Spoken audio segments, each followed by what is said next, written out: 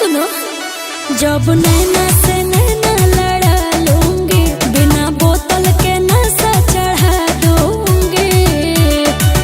मैं तो लूंगी सबको लगा के उठा लाली।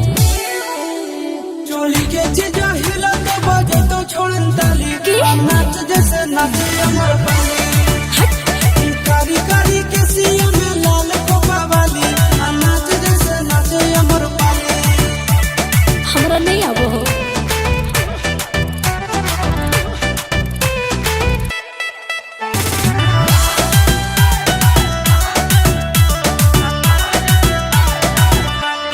सुनो, चोली में दिल है, दिल में दिल्ली, दिल्ली शहर की ये रानी है। बिजली की तार जवानी है।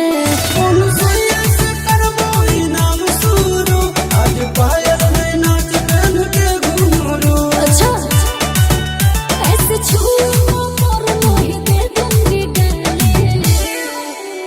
चोली के चीजा हिला के बजे तो छोड़न ताली। क्या? नाच जैसे नाचे अमर पाली। नाना कारी कारी के सिया में लाल कोपा वाली। नाच जैसे नाचे अमर पाली। अरे नहीं रे,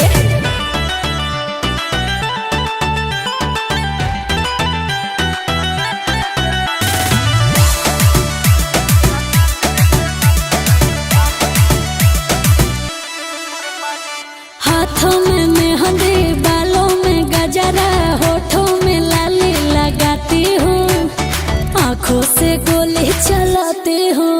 जान